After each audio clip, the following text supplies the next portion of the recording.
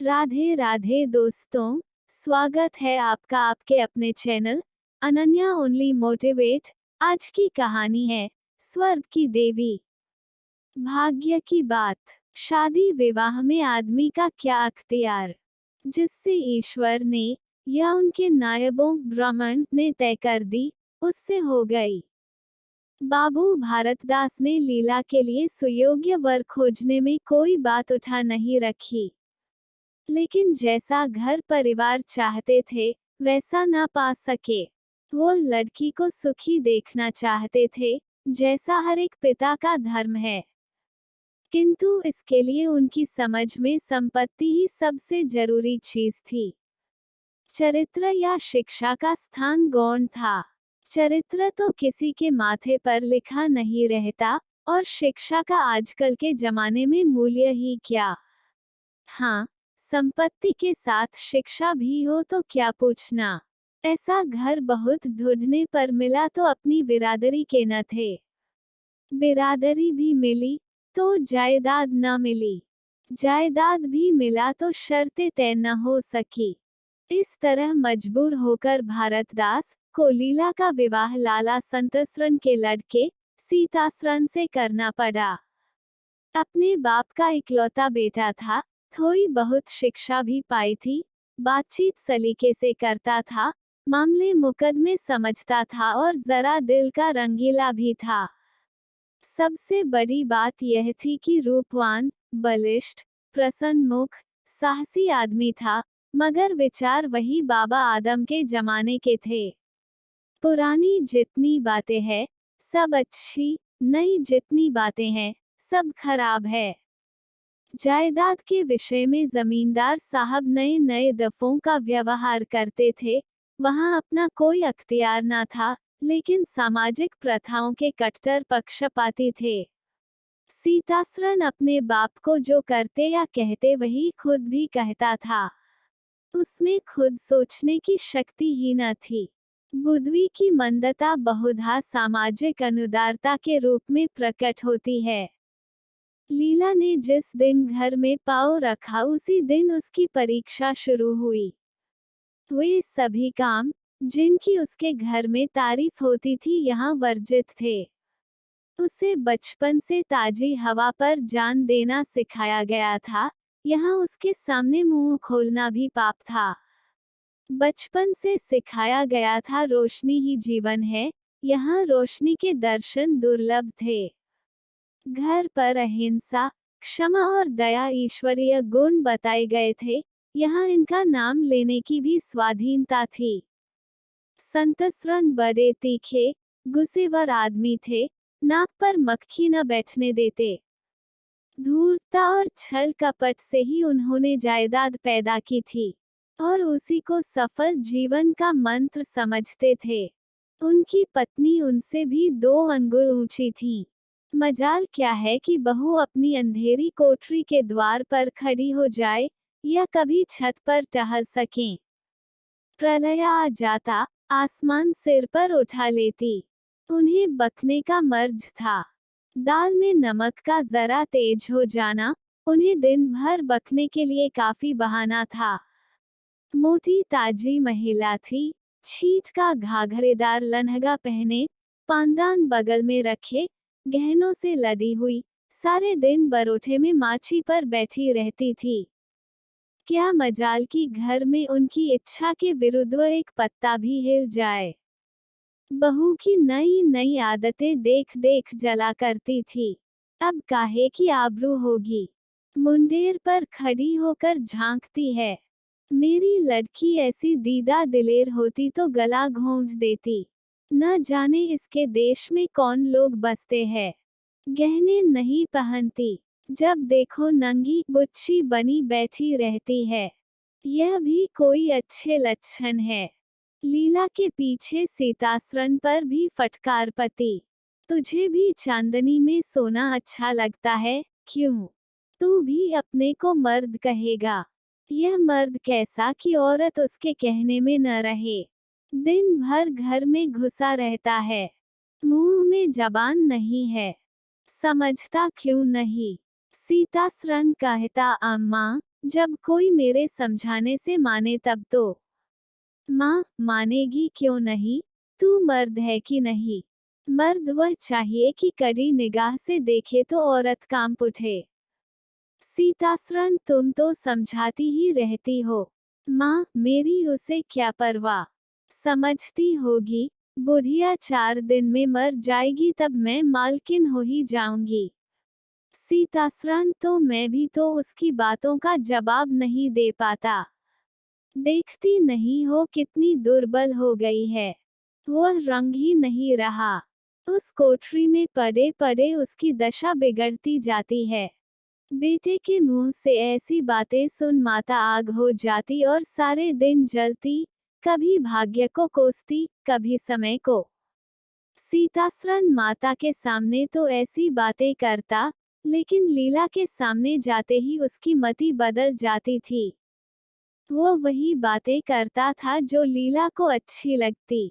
यहाँ तक कि दोनों वृद्ध की हंसी उड़ाते। लीला को इसमें और कोई सुख न था। वह सारे दिन कूदती रहती। कभी चूल्हे के सामने न बैठी थी, पर यहाँ पसेरियों आटा थैपना पड़ता, मजूरों और टहलुओं के लिए रोटी पकानी पड़ती। कभी कभी वह चूल्हे के सामने बैठी घंटों रोती। यह बात न थी कि यह लोग कोई महाराज रसोया न रख सकते हो, पर घर की पुरानी प्रथा यही थी कि बहू खाना पकाए, और उस प्रथा का निभाना जरूरी था।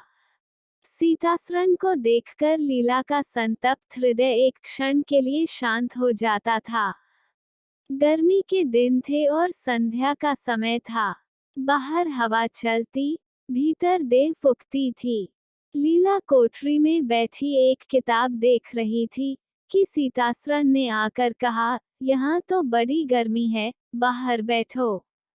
लीला, यह गर्मी तो उन तानों से अच्छी है जो अभी सुनने पड़ेंगे। सीतासरन, आज अगर बोली तो मैं भी बिगड़ जाऊंगा। लीला, तब तो मेरा घर में रहना भी मुश्किल हो जाएगा। सीतासरन, बला से अलग ही रहेंगे। लीला, मैं मर भी जाऊं तो भी अलग न रहूं। वो जो कुछ कहती सुनती है, अपनी समझ से मेरे भले ही के लिए कहती सुनती है। उन्हें मुझसे कोई दुश्मनी थोड़े ही है। हाँ, हमें उनकी बातें अच्छी न लगे, यह दूसरी बात है। उन्होंने खुद वह सब कष्ट झेले हैं, जो वह मुझे झेलवाना चाहती है। उनके स्वास्थ्य पर उन कष्टों का जरा भी असर नहीं पड़ा। वो इस 65 वर्ष की उम्र में मुझसे कहीं टाँठी है। फिर उन्हें कैसे मालूम हो कि इन कष्टों से स्वास्थ्य बिगड़ सकता है। सीतासरन ने उसके मुरझाए हुए मुख की ओर करुणा नेत्रों से देखकर कहा, तुम्हें इस घर में आकर बहुत दुख सहना पड़ा। यह घर तुम्हारे योग्य न था। तुमने पूर्व जन्म में जरूर कोई पाप किया होगा। लीला ने पति के हाथों से खेलते हुए कहा, यहाँ न आती तो तुम्हारा प्रेम कैसे पाती। 5 साल गुजर गए। लीला 2 बच्चों की माँ हो गई।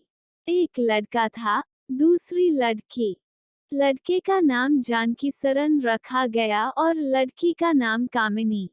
दोनों बच्चे घर को गुलजार किए रहते थे। लड़की दादा से हिली थी, लड़का दादी से। दोनों शौक और शरीर थे। गाली दे बैठना, मुंह चिढ़ा देना तो उनके लिए मामूली बात थी। दिन भर खाते और आए दिन बीमार पड़े रहते। लीला ने खुद सभी कष्ट सह लिए थे, पर बच्चों में बुरी आदतों का पड़ना उसे बहुत बुरा मालूम होता था, किंतु उसकी कौन सुनता था। बच्चों की माता होकर उसकी अब गणना ही न रही थी। जो कुछ थे बच्चे थे, वो कुछ न थी। उसे किसी बच्चे को डांटने का भी अधिकार न था, सांस फाड़ खाती थी। सबसे बड़ी आपत्ति यह थी कि उसका स्वास्थ्य अब और भी खराब हो गया था। प्रसव काल में उसे वे भी अत्याचार सहने पड़े जो अज्ञान, मूर्खता और अंधविश्वास ने सौर की रक्षा के लिए गढ़ रखे हैं। उस काल कोठरी में, जहां न हवा का गुजर था, न प्रकाश का, न सफाई का, चारों ओर दुर्गंध, और सील और गंदगी भरी हुई थी, उसका कोमल शरीर सूख गया। एक बार जो कसर रह गई वो दूसरी बार पूरी हो गई। चेहरा पीला पड़ गया, आंखें धंस गईं। ऐसा मालूम होता बदन में खून ही नहीं रहा, सूरत ही बदल गई। गर्मियों के दिन थे, एक तरफ आम पके, दूसरी तरफ खरबूजे। इन दोनों फलों की ऐसी अच्छी फसल कभी न हुई थी। अब की इनमें इतनी मिठास न जाने कहाँ से आई थी कि कितना ही खाओ मन न भरे। संतसरन के इलाके से आम और खरबूजे के टोकरे भरे चले आते थे। सारा घर खूब उछल उछल खाता था। बाबू साहब पुरानी हड्डी के आदमी थे। सवेरे एक सैकड़े आमों का नाश्ता करते, फिर पसेरी भर खरबूज चट कर जाते। मालकिन उनसे पीछे रहने वाली न थी। उन्होंने तो एक वक्त का भोजन ही बंद कर दिया। अनाज सने वाली चीज नहीं, आज नहीं कल खर्च हो जाएगा। आम और खरबूजे तो एक दिन भी नहीं ठहर सकते। शुद्धनी थी और क्या, यूं ही हर साल दोनों चीजों की रेल पेल होती थी, पर किसी को कभी कोई शिकायत न होती थी। कभी पेट में गिरानी मालूम हुई तो हड की फनकी मार ली। एक दिन बाबू संतसरन के पेट में मीठा मीठा दर्द होने लगा। आपने पेट की परवाह न की, आम खाने बैठ गए। सैकड़ा पूरा करके उठे ही थे कि कई दस्त हुई। गिर पड़े, फिर तो तिल तिल करके पर के और दस्त होने लगे। हैजा हो गया। शहर के डॉक्टर बुलाए गए, लेकिन आने के पहले ही बाबू साहब चल बसे थे। रोना पीटना मच गया। संध्या होते होते लाश घर से निकली। लोग दाह क्रिया करके आधी रात को लौटे तो मालकिन को भी दस्त हो रहे थे। फिर दौड़ धूप शुरू हुई, लेकिन सूर्य निकलते निकलते वह भी सिधार गई। स्त्री पुरुष जीवन पर्यंत एक दिन के लिए भी अलग न हुए थे। संसार से भी साथ ही साथ गए। सूर्यास्त के समय पति ने प्रस्थान किया, सूर्योदय के समय पत्नी ने। लेकिन मुसीबत का अभी अंत न हुआ था।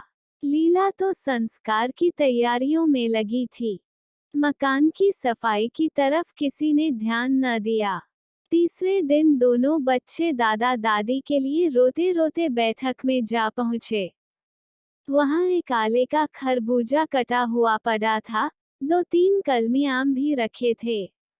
इन पर मक्खियां भिनक रही थीं। जानकी ने एक तिपाई पर चढ़कर दोनों चीजें उतार ली और दोनों ने मिलकर खाए। शाम होते होते दोनों को हैजा हो गया और दोनों माँ बाप को रोता छोड़ चल बसे। घर में अंधेरा हो गया। 3 दिन पहले जहाँ चारों तरफ चहल पहल थी, वहाँ अब सन्नाटा छाया हुआ था। किसी के रोने की आवाज भी सुनाई न देती थी। रोता ही कौन, ले दे के कुल 2 प्राणी रह गए थे, और उन्हें रोने की सुधि न थी। लीला का स्वास्थ्य पहले भी कुछ अच्छा न था, अब तो वह और भी बेजान हो गई। उठने बैठने की शक्ति भी न रही। हरदम खोई सी रहती, न कपड़े लत्ते की सुधि थी, न खाने पीने की। उसे न घर से वास्ता था, न बाहर से। जहाँ बैठती, वही बैठी रह जाती। महीनों कपड़े न बदलती, सिर में तेल न डालती। बच्चे ही उसके प्राणों के आधार थे। जब वही न रहे तो मरना और जीना बराबर था। रात दिन यही मनाया करती कि भगवान यहाँ से ले चलो। सुख दुख सब भुगत चुकी, अब सुख की लालसा नहीं है, लेकिन बुलाने से मौत किसी को आई है। सीतासरन भी पहले तो बहुत रोया धोया, यहाँ तक कि घर छोड़कर भागा जाता था। लेकिन ज्यों ज्यों दिन गुजरते थे बच्चों का शोक उसके दिल से मिटता था। संतान का दुख तो कुछ माता ही को होता है। धीरे धीरे उसका जी संभल गया। पहले की भांति मित्रों के साथ हंसी दिल लगी होने लगी। यारों ने और भी चंग पर चढ़ाया। अब घर का मालिक था, जो चाहे कर सकता था, कोई उसका हाथ रोकने वाला नहीं था। सैर सपाटे करने लगा तो लीला को रोते देख उसकी आंखें सजग हो जाती थीं। कहाँ अब उसे उदास और शोकमग्न देखकर झुंझला उठता। जिंदगी रोने ही के लिए तो नहीं है। ईश्वर ने लड़के दिए थे, ईश्वर ने ही छीन लिए। क्या लड़कों के पीछे प्राण दे देना होगा? लीला यह बातें सुनकर भौंचक रह जाती। पिता के मुंह से ऐसे शब्द निकल सकते हैं? संसार में ऐसे प्राणी भी है। होली के दिन थे। मर्दाना में गाना बजाना हो रहा था। मित्रों की दावत का भी सामान किया गया था। अंदर लीला जमीन पर पड़ी हुई रो रही थी। त्योहार के दिन उसे रोते ही कटते थे। आज बच्चे होते तो अच्छे अच्छे कपड़े पहने कैसे उछलते फिरते। वही न रहे तो कहाँ की तीज और कहाँ के त्योहार। सहसा सीतासरन ने आकर कहा, क्या दिन भर रोती ही रहोगी? जरा कपड़े तो बदल डालो, आदमी बन जाओ। यह क्या तुमने अपनी गत बना रखी है? लीला, तुम जाओ अपनी महफिल में बैठो, तुम्हें मेरी क्या फिक्र पड़ी है? सीतासरन, क्या दुनिया में और किसी के लड़के नहीं मरते? तुम्हारे ही सिर पर मुसीबत आई है। लीला, यह बात कौन नहीं जानता?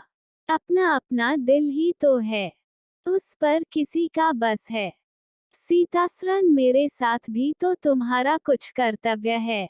लीला ने कुतूहल से पति को देखा, मानो उसका आशय नहीं समझी। फिर मुंह फेर कर रोने लगी। सीतासरन, मैं अब इस मनहूसत का अंत कर देना चाहता हूँ। अगर तुम्हारा अपने दिल पर काबू नहीं है तो मेरा भी अपने दिल पर काबू नहीं है। मैं अब जिंदगी भर मातम नहीं मना सकता। लीला, तुम रंग राग मनाते हो, मैं तुम्हें मना तो नहीं करती। मैं रोती हूँ तो क्यों नहीं रोने देते? सीतासरन, मेरा घर रोने के लिए नहीं है। लीला, अच्छी बात है, तुम्हारे घर में न रोऊंगी। लीला ने देखा, मेरे स्वामी मेरे हाथ से निकले जा रहे हैं।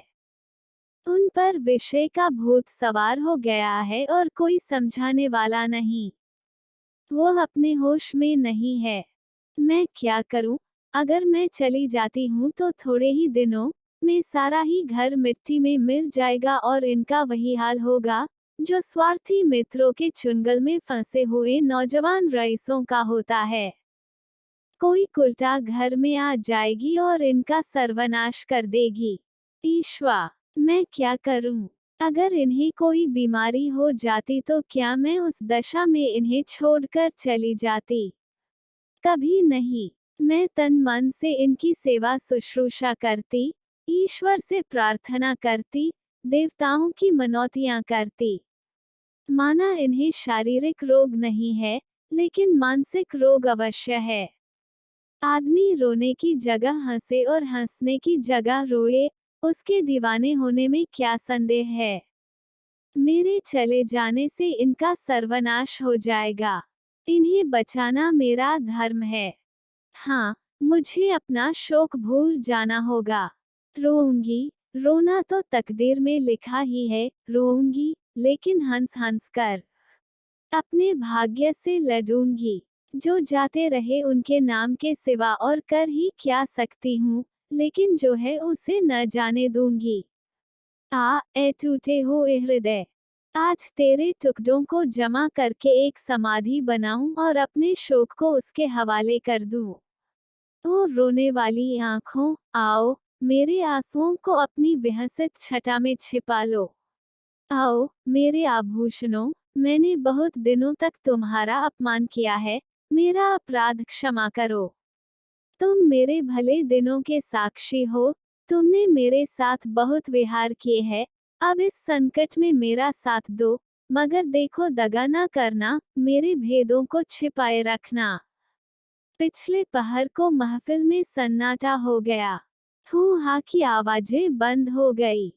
लीला ने सोचा क्या लोग कहीं चले गए या सो गए।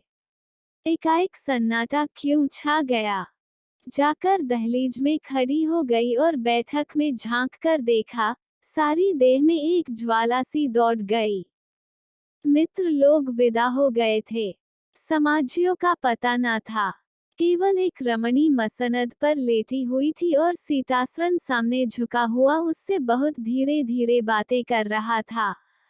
दोनों के चेहरों और आंखों से उनके मन के भाव साफ झलक रहे थे। एक की आंखों में अनुराग था, दूसरी की आंखों में कटाक्ष। एक भोला भाला हृदय एक मायाविनी रमणी के हाथों लुटा जाता था। लीला की संपत्ति को उसकी आंखों के सामने एक छलनी चुराए जाती थी। लीला को ऐसा क्रोध आया कि इसी समय चलकर इस कुल्टा को आड़े हाथों लूं, ऐसा दुत्कारूं वह भी याद करें, खड़े खड़े निकाल दूं। वह पत्नी भाऊ जो बहुत दिनों से सो रहा था, जाग उठा और विकल करने लगा। पर उसने जब्त किया। वेग में दौड़ती हुई तृष्णा एक समात न रोकी जा सकती थी। वह उल्टे पांव भीतर लौट आई और मन को शांत करके सोचने लगी, वह रूप रंग में, हाव भाव में, नखरे तिल्ले में उस दुष्टा की बराबरी नहीं कर सकती। बिल्कुल चांद का टुकड़ा है, अंग अंग में स्फूर्ति भरी हुई है, पोपो में मद छलक रहा है। उसकी आंखों में कितनी तृष्णा है। तृष्णा नहीं, बल्कि ज्वाला। लीला उसी वक्त आईने के सामने गई। आज कई महीनों के बाद उसने आईने में अपनी सूरत देखी। उस मुख से एक आह निकल गई। शोक ने उसकी काया पलट कर दी थी।